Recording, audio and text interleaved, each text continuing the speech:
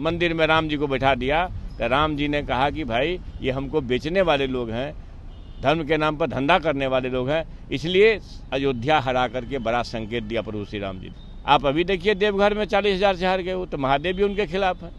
तो सब भगवान को चूँकि वो बेचने में है लगे हुए, चुनावी मुद्दा बनाते हैं, धंधा करते हैं, तो भगवान जी उन लोगों के खिलाफ है। इसलिए राज्य और देश के आवाम को भी उनके खिलाफ होना चाहिए। बिहार में इस वर्ष विधानसभा का चुनाव है और दोनों तरफ से ये वादे जो है सीएम को लेकर के किए जा रहे हैं। एक तरफ तेजस्वी कह रहे हैं कि बिहार का सीएम बनेंगे तो काम करेंगे, तो दूसरी तरफ एनडीए के नेता कह रहे हैं फिर से 25 से 30 नीतीश कुमार।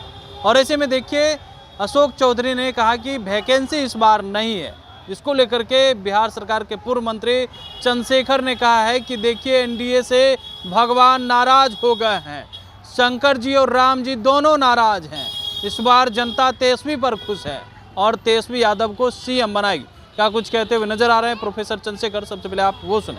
नहीं तो देखिए तेजस्वी यादव को सीएम ना कोई एमएलए अभी का जो है जो चुनाव में जाने वाले बनाएंगे, जनता बनाती है।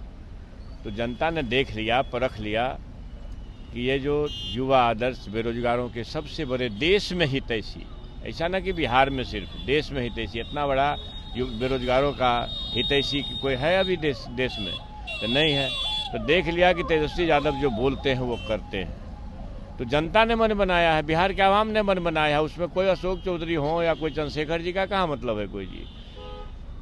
10 लाख नौकरी लोगों को नौकरी एक कलम से देने की घोषणा किए थे, नहीं भी सरकार बनी, बैसाखी की सरकार बनी, लेकिन माननीय मुख्यमंत्री जी के कंठ पर सवार होकर के हम लोग नौकरी दिलवाए कि नहीं।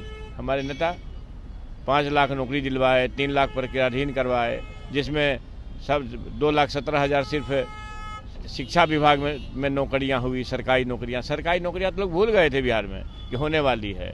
कॉन्ट्रैक्ट, आउटसोर्सिंग, ये जो है, ये जो साजिश है नफरतियों का, उसके तरफ जा रहे थे। लेकिन हम लोग साथ 17 महीना आए तो भाई नौकरियां सरकारी हो सकती है बिहार में, और बिहार के माध्यम से देश जाना। जो लोग 15 लाख रुपया दे रहे थे, 2-2 करोड़ नौकरी दे रहे थे, उनसे क्यों ना अशोक चौधरी जी बोलते हैं कि भाई 2-2 करोड़ नौकरियां कहाँ हैं। तो ये नफरत परोसने वाले लोग हैं, भगवान को बेच करके धर्म के नाम पर धंधा करने वाले लोग हैं। भगवान ने तो संकेत दे दिया, सम्राट चौधरी ने भैया भगवान जी ने संकेत दे दिया। जो प्रभु श्री राम जी को बेचने में जो मशगूल हुए, शंकराचार्यों का जो अनुष्ठान करने का तरीका होता है हिंदू धर्म में कि भाई कब होगा, मुहूर्त कब होगा, दिन तारीख कब होगा, और पार्लियामेंट चुनाव को देख करके उन्होंने जो बिना मुहूर्त का अधूरे मंदिर में राम जी को बैठा दिया, तो राम जी ने कहा कि भाई ये हमको बेचने वाले लोग हैं, धर्म के नाम पर धंधा करने वाले लोग हैं, इसलिए अयोध्या हरा करके बड़ा संकेत दिया प्रभु श्री राम जी ने। अयोध्या हराया, आप लोग का विषय बनना चाहिए भाई। अयोध्या जहाँ प्रभु श्री राम जी जन्म लिए और वही सीट उनको हरवाए, बिना प्रभु श्री राम जी के निर्देश के बने इच्छा के हारे क्या हो। तो जो जिसके पक्ष में भगवान जी खड़े न हो, आप अभी देखिए देवघर में 40,000 से हार गए वो, तो महादेव भी उनके खिलाफ है।